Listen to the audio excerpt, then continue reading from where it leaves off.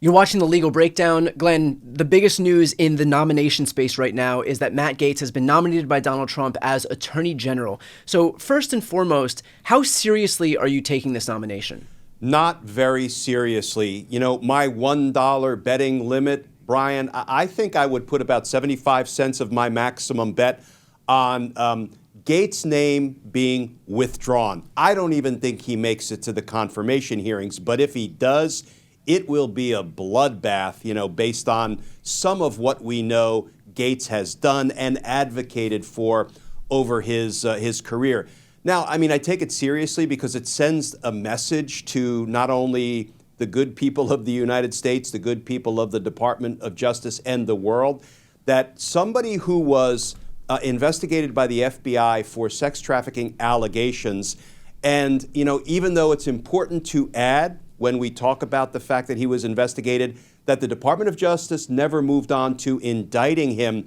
What was part and parcel of that investigation? Well, a federal judge signed a search warrant. Why? Because there was evidence to support a probable cause showing that there was crime in Matt Gaetz' cell phone. So a federal judge signed a search and seizure warrant. This was no witch hunt of Matt Gaetz. So he is not exactly the kind of guy you want heading up the Department of Justice for lots of reasons, and we can talk about what those reasons are. But here is one of my main concerns, Brian. If he were ever sitting in the office of the Attorney General, I suspect one of the first things he might do is order that his underlings bring him his criminal file, all of the evidence that was amassed during the investigations of his alleged crimes. And what would he have access to? All of the names, all of the identifying information, all of the addresses of the witnesses who providing incriminating information about him. And then as Attorney General, he could use his powers to go after them. That is an enormous concern. He doesn't belong within 100 miles of the office of the Attorney General. Now, think about the fact that he's been nominated. That means that there is a chance, and probably a better than 50% chance, that he does become the next Attorney General. No one's ever lost money betting against the fealty of this Republican Party to Donald Trump. He says jump, they say how high. And so most of them will say yes. So what are the collateral consequences of just this nomination being floated as far as the DOJ is concerned? It's funny, Brian, that may be the most damaging aspect of Donald Trump, not nominating yet because he's not president. He can't officially nominate anybody, but of him naming his intent to nominate Matt Gaetz as Attorney General. There are about 110,000 employees at the Department of Justice, federal prosecutors, support staff, policy folks. I know so many of them. They are my friends and former colleagues. I was at the department for more than 2 decades, and they are doing the hard work of the American people without regard to politics or ideology and without fear or favor, day in and day out. I'll tell you, they do their work in an honorable, ethical manner. And I can promise you, the last thing these people would ever want to suffer is working for an Attorney General like Matt Gaetz. That would be demoralizing. Let me give you a little bit of my own personal background. I served continuously in the federal government as a federal prosecutor under every president from Reagan to Trump. And let me tell you, until Donald Trump and his corrupt Attorney General, Bill Barr, came to town, I never noticed any difference in the work I did, whether I was working under a Republican president or a Democrat. And they changed back and forth over the 30 years that I was a Fed, until Donald Trump and Bill Barr came in, corrupted and weaponized the Department of Justice, and frankly demoralized so many of us who, lived and breathed the work of the Department of Justice. So here is my main concern. One of my main concerns when Donald Trump says, I intend to nominate Matt Gaetz. That will be so demoralizing and deflating and disheartening and depressing and other D words of the 110,000 employees of the Department of Justice that I fear, Brian, some of them may begin to self-select out of the Department of Justice, putting their resumes together, looking for other work. This can be for people who have been there 2, 3, 4 years, 10, 12 years or 25, 30, 35 years. They may have said, I've had enough. I am not going to work under somebody like an Attorney General Matt Gaetz. So, we all know that Donald Trump, during his campaign, had been floating lots of ways to gut the Department of Justice, drive good people out, and put his own lapdogs, lackeys, flunkies, and sycophants into the Department of Justice. There was this Schedule F proposal where he was going to get rid of a whole bunch of mid-level people and then populate the Department of Justice and other government agencies with Donald Trump loyalists. We've all heard of Project 2025 and its mission to try to gut the Department of Justice. So this may be another way of accomplishing that, driving people out of the Department of Justice without Schedule F or Project 2025 ever having to fire a shot. Now, let me give you the flip side of that coin. The people of the Department of Justice don't scare easy, and they will not go, quietly into Donald Trump's dictatorship. So I'm hopeful that they will weather this storm. And let me give you one more data point, Brian, a bit of a collateral consequence, but also just my take on Donald Trump saying, yeah, I think I'm going to make Matt Gaetz the chief law enforcement officer for the nation. Donald Trump has named multiple members of Congress from both the House and the Senate to positions in his administration. Marco Rubio, Elise Stefanik, and neither Marco Rubio nor Elise Stefanik resigned from Congress. But the very moment that Donald Trump said, I think I'm going to name Matt Gaetz, Matt Gaetz said, I resign from Congress. Matt Gaetz was just reelected, Brian. So why would he be the only one instantly resigning from Congress? It doesn't make any sense, right? Wait until your confirmation hearing, make sure, it's a done deal before you resign after just having won an election. Well, some of our viewers may already know this, but even though the Department of Justice declined to prosecute Matt Gaetz for the allegations of sex trafficking, the House Ethics Committee conducted a full investigation of Gaetz' misconduct, and they're literally within 24 or 48 hours of releasing it to the public, and there are rumblings it's going to be very damaging. However, if somebody resigns from Congress, guess what? The House Ethics Committee loses its jurisdiction over that person, and it can't issue the report. So this resignation after a Donald Trump announcement that he intends to make Matt Gaetz Attorney General may actually all be a ploy for Matt Gaetz to save face and say, I'm resigning from Congress, not because I'm trying to bury that deeply damaging ethics report that is about to be delivered, but because I don't know. I don't know what other reason he has offered for instantly because he's just that certain that he's going to be confirmed as AG, and so he might as well not even have his seat anymore. Let's just get at the work of being Attorney General. That could be, and you're a more creative thinker than I am.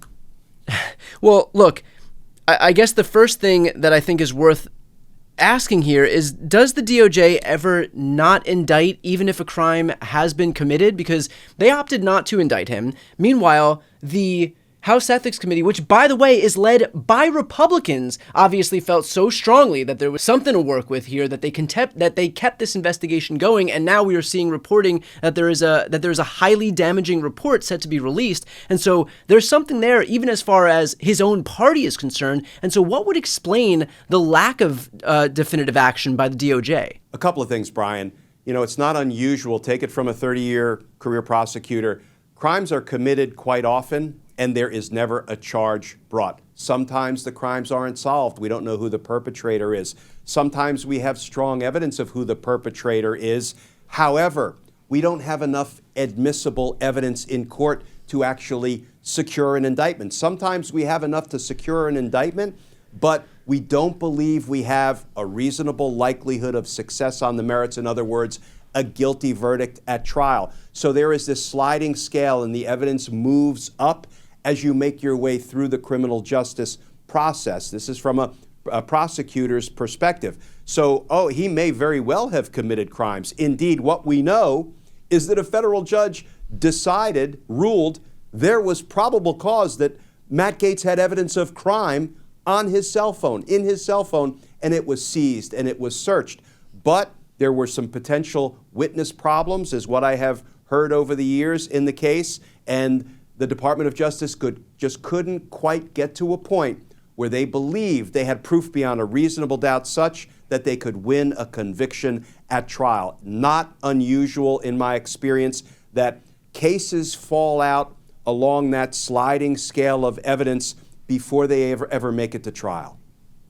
Glenn, to what extent do you think that Merrick Garland's focus on preventing even the optics of politicization played a part in maybe not bringing charges against Matt Gaetz? And I know this is a lot of conjecture now because we don't know what the evidence was, but we do know that Merrick Garland was very wary of seeming political one way or the other. I mean, it took how long for any action to be taken against Donald Trump before Merrick Garland even deigned to appoint a special prosecutor? Yeah, it's been clear to me for a very long time that Merrick Garland and the Department of Justice fell down on the job in, trying to bring some timely accountability and justice to Donald Trump for ordering an attack on the Capitol to stop the certification of Joe Biden's election win, and the whole command structure underneath Donald Trump. Now, I'm not talking about what I call the boots of the insurrection, the folks that Donald Trump lied to about their vote being stolen and their election being rigged,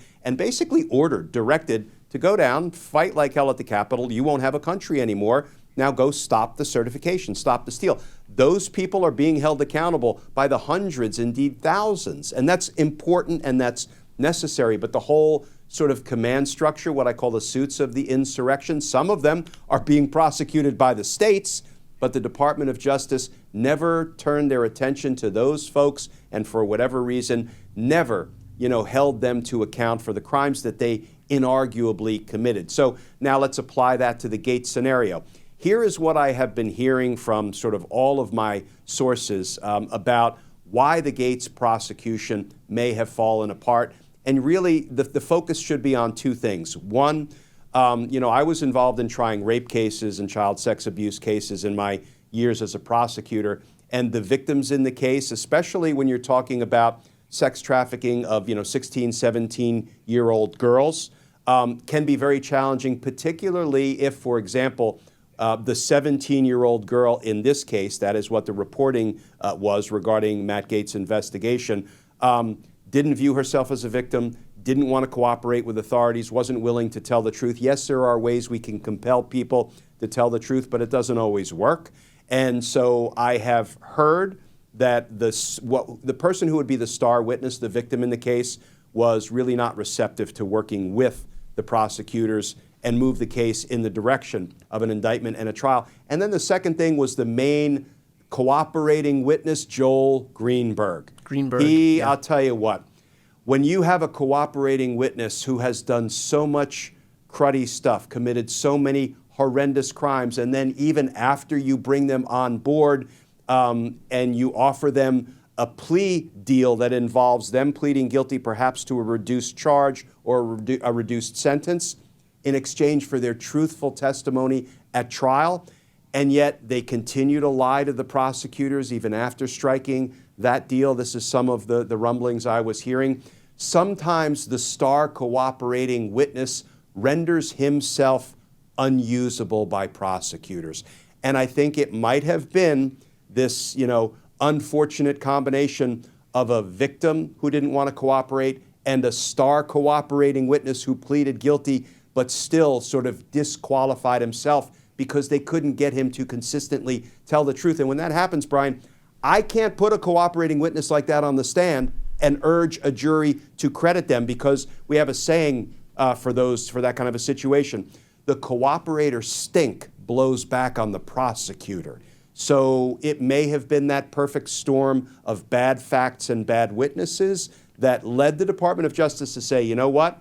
Crimes were committed here, but we don't have enough evidence to prove it beyond a reasonable doubt. Though a lot of this is me piecing, puzzle pieces together based on what I have learned over the years and a little bit of informed conjecture because I have seen cases kind of break this way previously. Well, let me say a few things. The first is that I do hope that folks who are working, the prosecutors who are working at the DOJ, see this as an opportunity to act as a bulwark against a corrupt government, not as an excuse to leave. These are the very people who we need not to self-select out. The second is that I hope Republican senators find enough of a spine to recognize that this is probably the red line. This is probably one instance where it is okay to not show slavish devotion to the God King. When you have Matt Gaetz, who was under investigation by the very agency he's now seeking to lead, that's probably the moment at which it's okay to show some pushback to Donald Trump.